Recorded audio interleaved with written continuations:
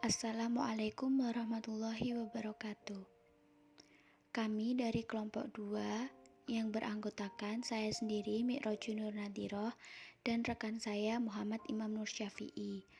Pada video kali ini, kami akan menjelaskan tentang UMKM era revolusi industri 4.0.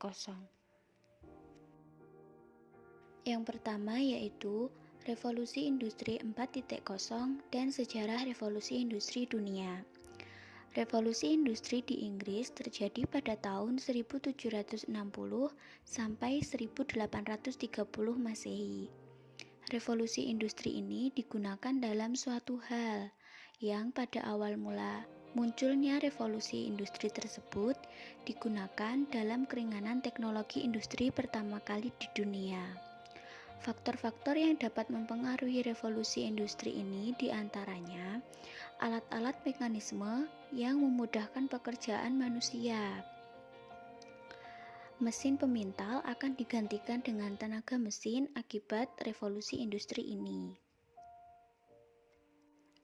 Yang kedua, contoh-contoh usaha inovatif di era revolusi industri. Yang pertama, yaitu mendirikan startup. Pemerintah melalui Kementerian Perindustrian telah membuat inisiatif Making Indonesia 4.0 yang berfokus pada 5 sektor industri untuk implementasi sistem industri 4.0.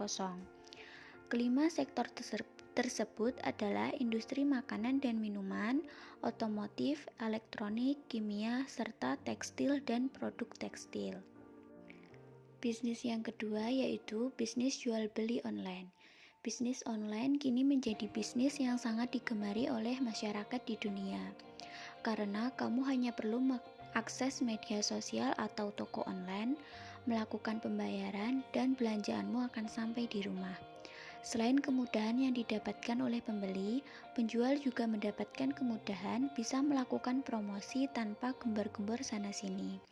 Selain itu, biaya operasional untuk bisnis juga tidak tinggi, sehingga harga produk dapat lebih terjangkau. Usaha selanjutnya, on-demand service. Pada dasarnya, on-demand service adalah layanan jasa yang diberikan setelah ada permintaan dari penggunanya. Contohnya ojek online seperti Gojek dan Grab, beserta produk-produk turunannya.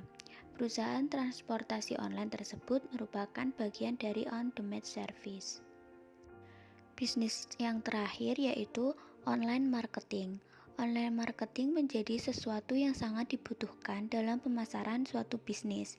Inilah alasan mengapa Google juga memiliki layanan Google My Business. Melalui layanan ini, bisnis offline dapat memunculkan dirinya di Google Maps, sehingga konsumen mereka akan lebih mudah menemukan alamat bisnis tersebut dengan lebih mudah. Selanjutnya, perubahan yang dapat terjadi di dunia usaha di era 4.0. Perubahan teknologi selalu membawa dua dampak bagi manusia, yaitu positif dan negatif. Kerugian dan keuntungan yang disebabkan oleh revolusi industri yaitu keuntungan penerapan model industri dan kerugiannya yaitu kerugian penerapan model industri. Mempersiapkan UMKM memasuki era revolusi industri 4.0. Yang pertama, pengembangan diri. Pengembangan diri meliputi pengembangan pengetahuan, keterampilan atau kemampuan seseorang.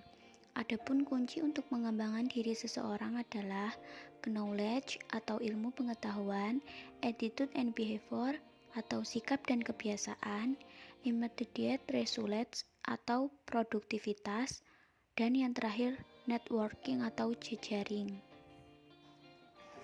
Selanjutnya ada adversity quotient atau IQ. IQ adalah kecerdasan yang dimiliki seseorang dalam mengatasi kesulitan dan sanggup bertahan hidup.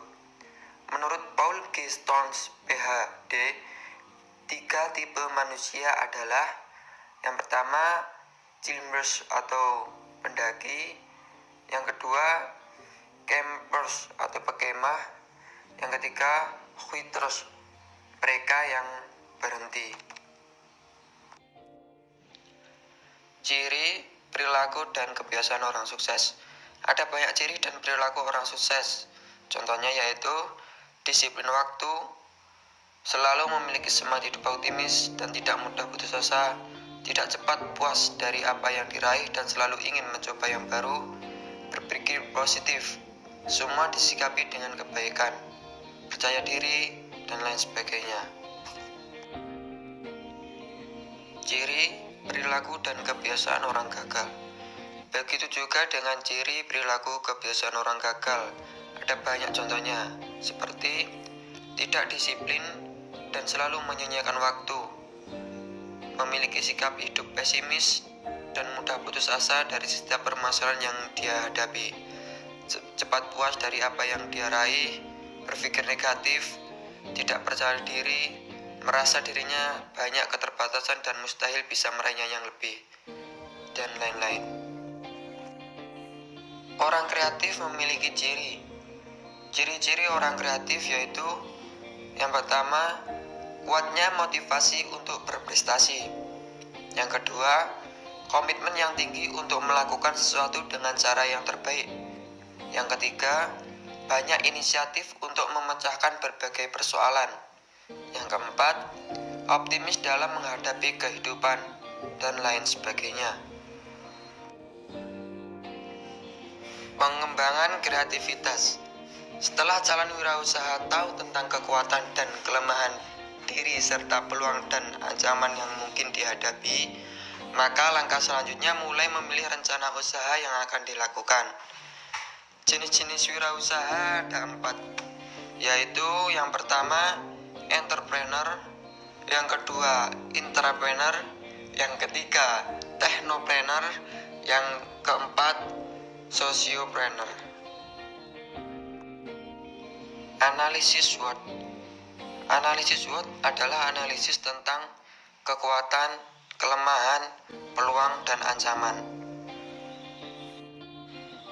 Analisis diri. Analisis diri menguraikan tentang kekuatan dan kelemahan diri sendiri atau calon wirausaha. Analisis lingkungan. Menggambarkan tentang faktor lingkungan meliputi ideologi mayoritas, kondisi politik, status sosial, kebudayaan yang berkembang, dan keamanan lingkungan yang akan dijadikan tempat usaha. Bisnis. Bisnis adalah individu, lembaga dengan berbagai variasi bidang kegiatan yang menciptakan barang atau jasa dengan tujuan mendapatkan laba. Falsafah bisnis. Untuk berbisnis, seseorang dalam menggunakan berbagai falsafah, yaitu yang pertama falsafah marketing atau selling skill. Yang kedua, falsafah produksi atau operasi. Yang ketiga, seseorang dalam mengembangkan bisnis dapat menciptakan produk baru. Sekian penjelasan yang dapat kami sampaikan. Apabila ada kekurangannya, kami mohon maaf. Wassalamualaikum warahmatullahi wabarakatuh.